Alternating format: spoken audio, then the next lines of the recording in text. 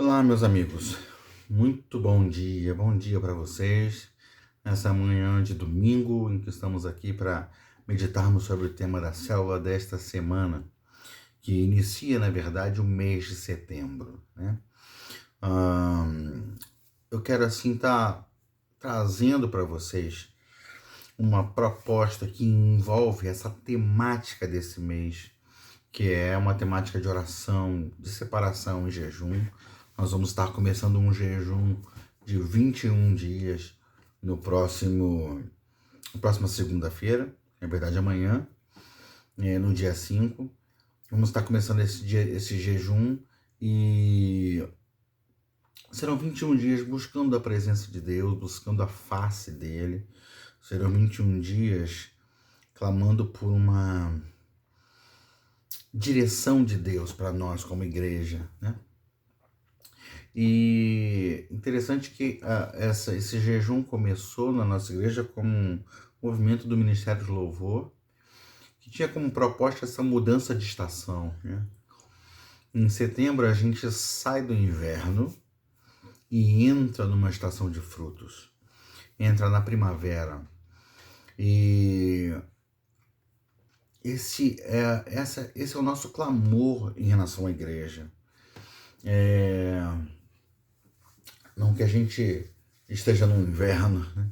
Mas para que assim todos os impedimentos em relação aos frutos que podemos e devemos dar, né, nele, para ele, né, em Deus e para Deus, sejam liberados, sejam que não haja impedimentos, amém?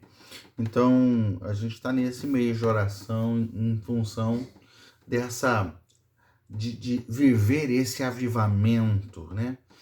Esse frescor da vida de Deus fluindo em nós.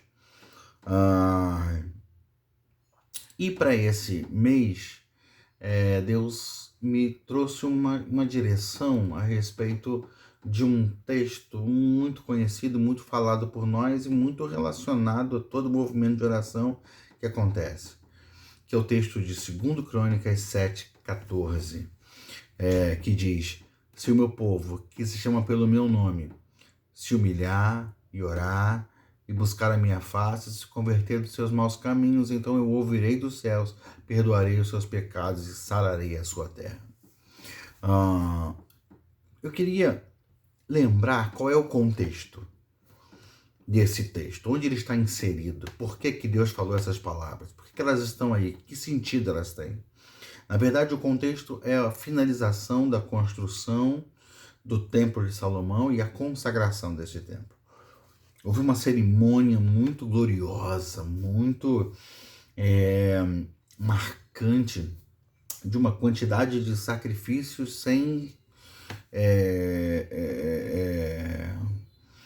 precedentes. Enfim, foi um movimento assim muito bom para a vida do povo de Israel naquele momento, né?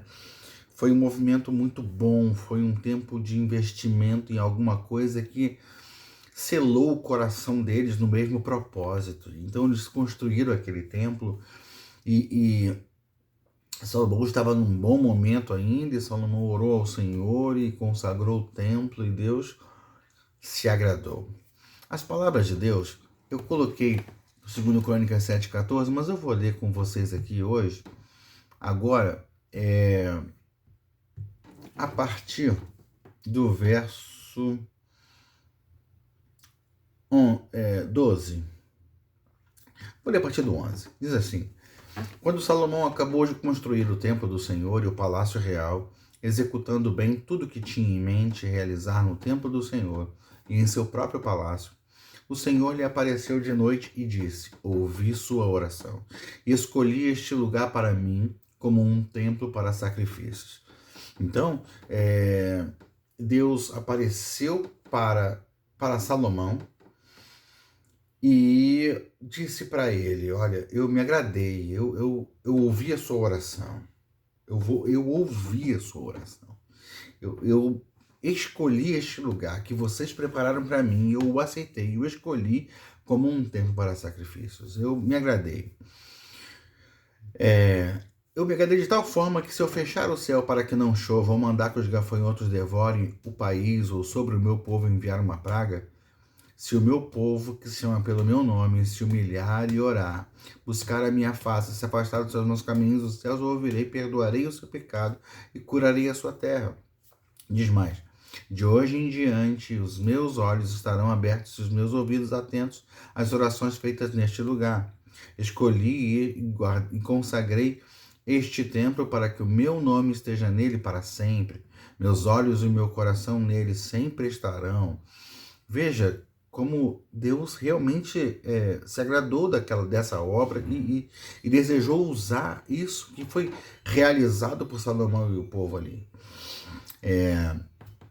Ele está dizendo, eu escolhi e consagrei este templo para que meu nome esteja nele para sempre. Meus olhos e meu coração nele sempre estarão. E se você andar segundo a minha vontade, como fez seu pai Davi, e fizer tudo o que lhes ordeno, obedecendo aos meus decretos e às minhas leis, firmarei o seu trono conforme a aliança que fiz com Davi, seu pai, quando ele disse, você nunca deixará de ter um descendente para governar Israel.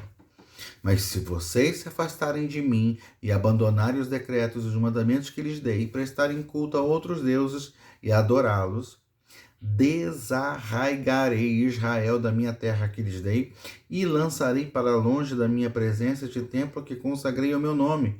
Farei que ele se torne motivo de zombaria entre todos os povos.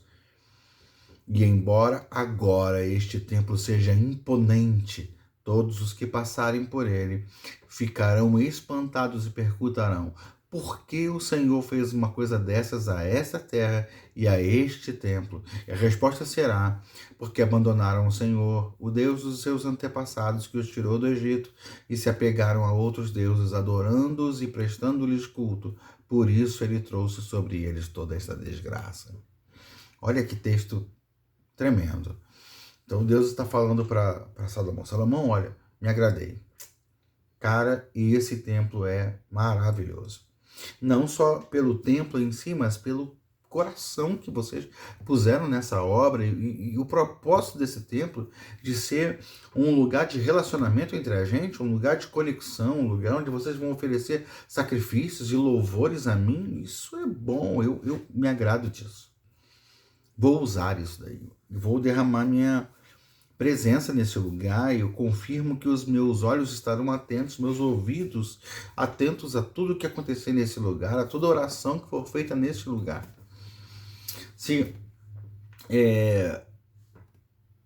Mas se o meu povo se distanciar de mim, né, por alguma razão, se eu fechar os céus para que não chova, ou mandar que os gafanhotos devorem o país, e sobre o meu povo enviar uma praga, por causa do pecado do meu próprio povo, por causa de uma negligência deles, por causa do abandono deles a essa relação comigo, vocês podem fazer um movimento de oração, um movimento que envolve um retorno, uma restauração, um movimento que envolve voltar a mim, voltar à minha presença, voltar ao compromisso, voltar à aliança, voltar ao relacionamento. Porque eu não tenho compromisso com esse tempo de tal forma que ele se torne uma garantia de que eu vou tolerar os pecados de vocês. Esse tempo foi maravilhoso, mas ele não é garantia se o coração de vocês não acompanhar o desejo que vocês têm hoje de que esse tempo represente uma conexão entre vocês, entre mim e vocês, eu e vocês. Então, se o coração não acompanhar isso, não vai adiantar, ele não vai ser útil. Esse tempo vai ser uma afronta a mim, porque ele vai ser um lugar de cultos vazios, entende? Deus estava mostrando para Salomão que precisava haver um compromisso maior do que a dedicação a uma obra, aquela obra especificamente.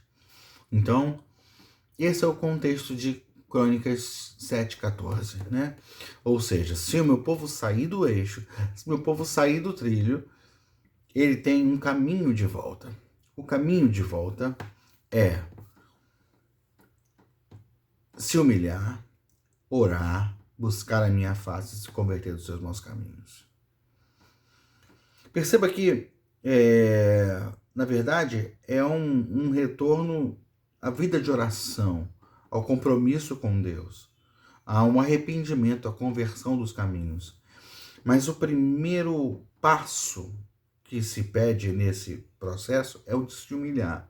E, na verdade, não é um processo cadencial, não é um processo de passos específicos, né? Um passo depois do outro. São de passos em conjunto, são de atitudes que estão interligadas, estão conectadas. Orar, se humilhar, e se humilhando orar, e humildemente orando buscar a face de Deus, e buscar a face de Deus em oração humilde, mudando de vida. Então, as coisas estão conectadas, né? Mas a primeira palavra que é colocada aí é se humilhar. Se humilhar é alguma coisa interessante. Eu fico pensando, se alguém fala para você assim, seja humilde, você entende de uma forma. Se alguém fala assim para você, se humilhe, você entende de outra forma. Concorda comigo? Acho que todos vão concordar comigo, né? Soa diferente, não soa? Uma fala soa diferente da outra fala. Eu digo para você, seja humilde. Você entende o que eu estou querendo dizer, você recebe isso até de uma forma nobre, né? De entender que você precisa realmente se não é uma pessoa humilde, uma pessoa sem assim, com pretensões além do que deve ter, né, sabe? Uma pessoa que sabe respeitar os outros. Enfim, a gente poderia falar muitas coisas aqui sobre ser humilde. Mas se eu falar para você, se humilhe, automaticamente você entende que eu estou pedindo ou mandando que você se rebaixe. Que você se coloque sob.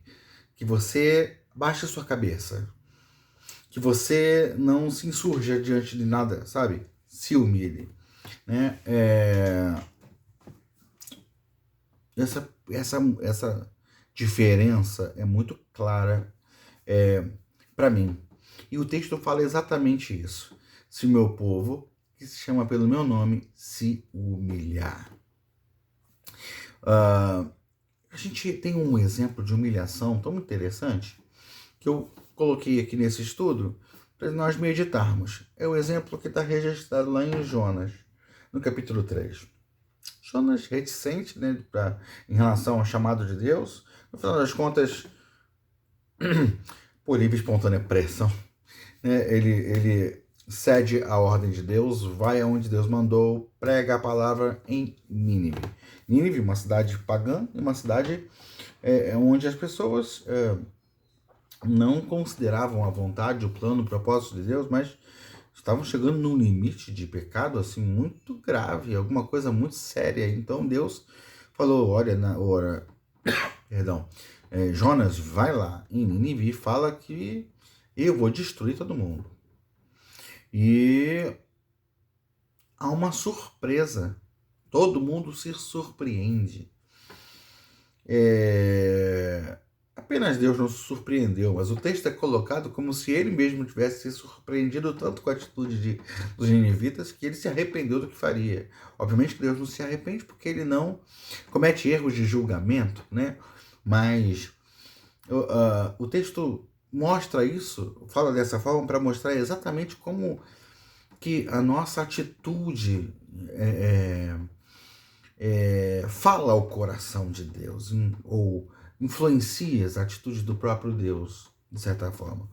Vamos ler o texto de Jonas para a gente entender o que é isso.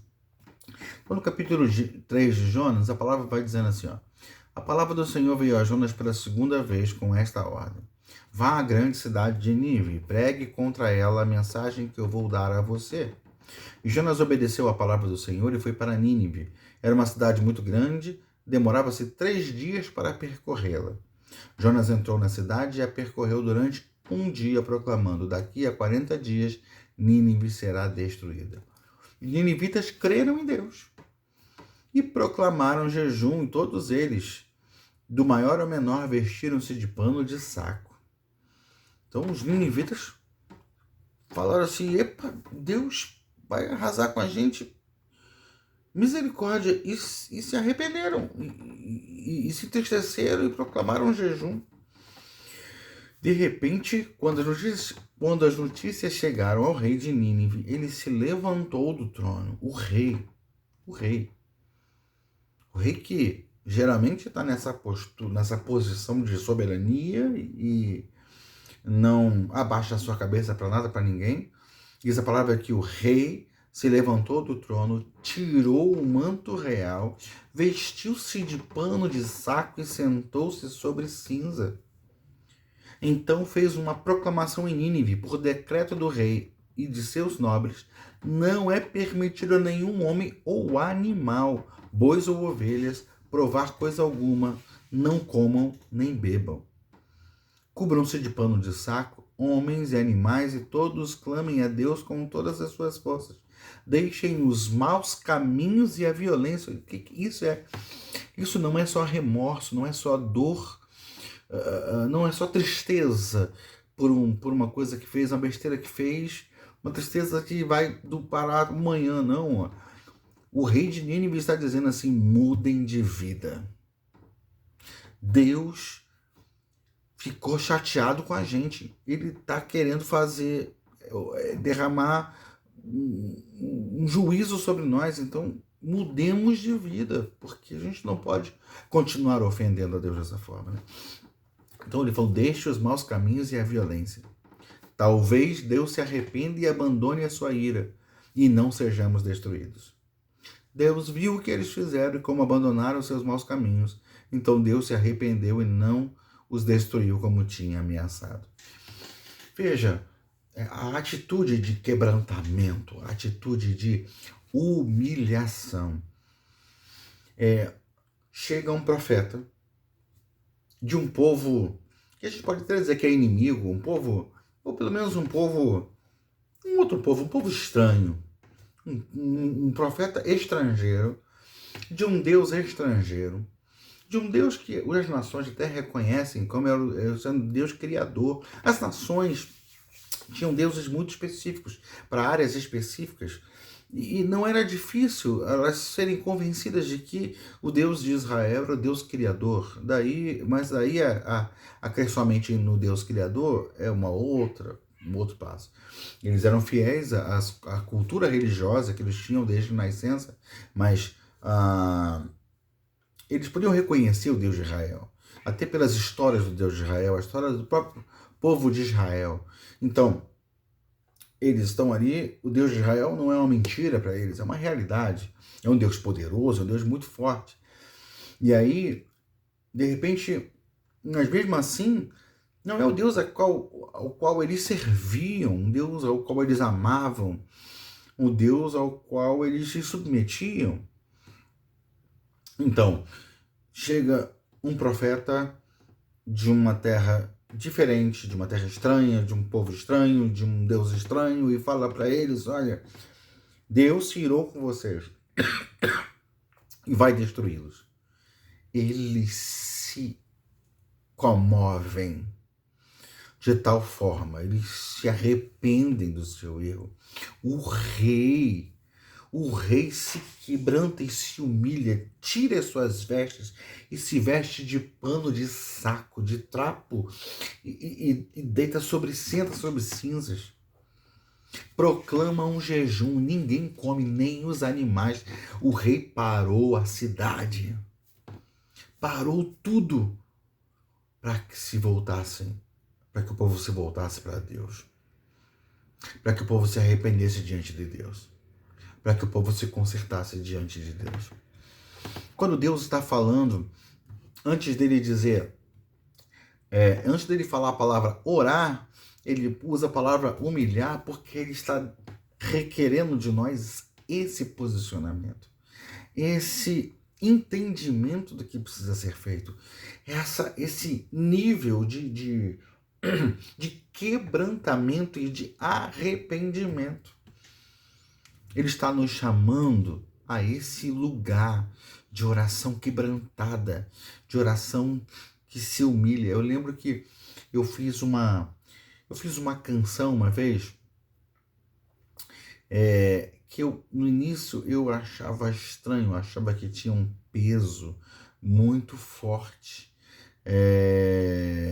Aquela canção, me consagrarei a ti, eu me humilharei aos teus pés.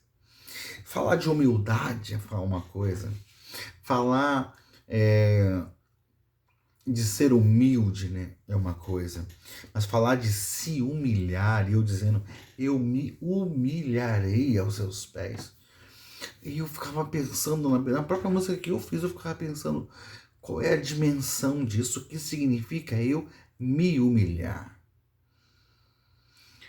O que significa que lugar é esse de humilhação? Que lugar é esse em que eu me coloco diante de Deus? O que significa eu me humilhar diante dele? E aí, quando eu vejo a atitude do rei, a atitude de todo o povo, eu me impressiono com o que isso representa.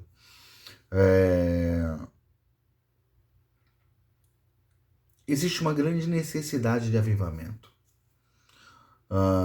Só existe uma grande necessidade de avivamento exatamente porque a igreja, ela adormeceu. A igreja deixou de cumprir suas funções de sal e luz desse mundo. A igreja deixou de ser essa agência de influência, de transformação. De tal forma que as trevas se espalharam pelo mundo perdido. Mas, infelizmente, as trevas não apenas se espalharam pelo mundo perdido, elas adentraram as portas da igreja de muitas formas. Elas influenciaram o pensamento da gente lá dentro. Ou aqui dentro, né? E a gente não vai viver um avivamento, não vai chegar num lugar de oração profundo, intenso, que é a próxima o estudo da semana que vem. A gente não vai chegar nesse lugar se não houver uma atitude de humilhação, uma atitude de quebrantamento, uma atitude de quem se rende ao Senhor. Pensa na palavra se render. Sabe, uma vez eu falando sobre isso, eu usei o exemplo de um assalto, né? Um exemplo que a gente não gosta de lembrar, mas para falar de rendição, é um bom exemplo, porque ele fala exatamente dessa sua impotência. Quando um assaltante vem e armado, exige que você dê a ele as suas coisas que te pertencem. Ele não tem nenhum direito sobre aquilo, mas está usurpando isso a partir da linguagem do medo, da coação ali, né? Então ele está ali te ameaçando com uma arma e diante disso você fica impotente, você apenas cede, apenas se rende, apenas entrega tudo que você tiver. Obviamente que Deus não usa essa linguagem do medo, Deus não usa essa linguagem da ameaça, mas Deus está neste lugar de soberania, não neste lugar do bandido, tá bom? Mas Deus está num lugar de soberania, num lugar de autoridade tão grande que diante dele só nos resta submissão, só nos resta rendição, consagração. E foi exatamente a falta de rendição que nos colocou numa postura de exaltação. A gente se exaltou. A gente se exaltou diante do próprio Deus. Por quê? Porque a nossa vida está tão relacionada com os nossos próprios desejos, com as nossas próprias vontades, com as nossas próprias ambições, que a gente não tem tempo para se dedicar ao Senhor.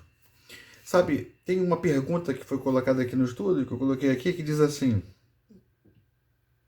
você tem parado a sua vida para observar a vontade de Deus? Ou tem paralisado a sua vida com Deus para se dedicar às coisas desta vida terrena? Os ninivitas pararam a vida. Pensa, eles pararam a vida. Não sei por quantos dias eles fizeram isso, mas eles pararam. Ninguém come, nem os animais. Pararam tudo até que recebessem a misericórdia e o favor de Deus. Você teria autoridade para parar a sua vida? Você teria autoridade para parar de investir onde você está investindo hoje, até que você estabeleça o Senhor novamente como prioridade na sua vida? E se Ele te permitir voltar a investir nisso, você investe. Se não, você vai passar a investir no que Ele mandou você investir a partir de agora. Que desafio! A gente só aceita esse desafio quando a gente está nesse nível de quebrantamento. Só vamos ver avivamento se entrarmos diante de Deus com esse nível de entrega, esse nível de consagração, esse nível de humilhação. Então, nós queremos cura para a nossa terra. Se eu te perguntar, você vai dizer, eu quero.